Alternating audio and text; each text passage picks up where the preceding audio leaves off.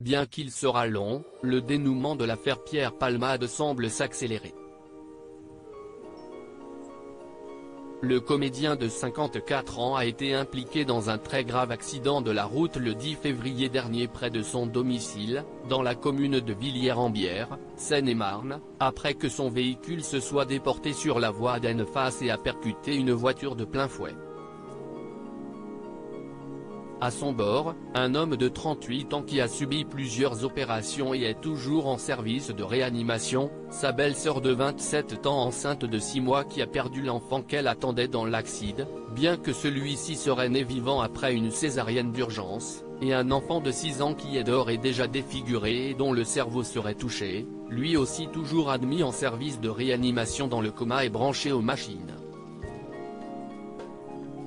Dans la voiture de Pierre Palmade, 2 jeunes hommes ont été aperçus avant de prendre la fuite. L'humoriste, qui n'a lui que 4 côtes cassées et quelques blessures annexes, est hors de danger et devrait être entendu par les enquêteurs prochainement. Il a été contrôlé positif à la cocaïne ainsi qu'à des médicaments de substitution au moment du drame. Une prise très récente selon les premiers éléments. Seulement, si Pierre Palmade avait bel et bien entamé une cure de désintoxication, il a également été cité dans une affaire de chemsex seulement 8 jours avant l'accident. Une information que l'on doit au journal Le Figaro. En effet, le nom de l'acteur apparaissait dans une affaire de drogue avec un escort boy le 2 février dernier. L'affaire a été jugée devant la 14e chambre correctionnelle du tribunal de Paris, mais l'humoriste n'avait pas été poursuivi pour ces faits qui remontent à 2021. Une affaire qui remonte à 2021, un dealer avait été arrêté à Paris, ainsi que plusieurs clients. Parmi eux, un jeune homme possédant la carte bleue de Pierre Palmade.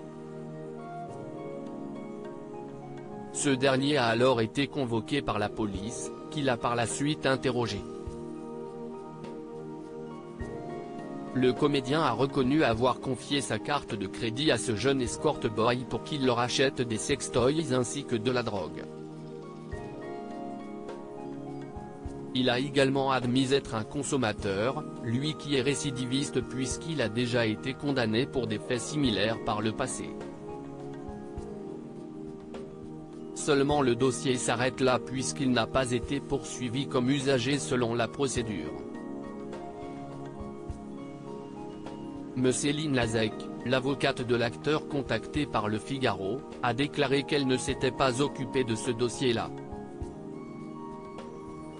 Suite à l'accident, Pierre Palmade est désormais visé par une double enquête pour homicide et blessures involontaires et infraction à la législation sur les stupéfiants.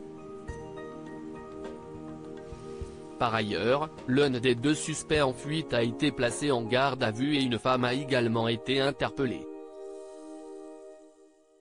Reste maintenant à voir quels seront les nouveaux éléments dans cette affaire particulièrement suivie.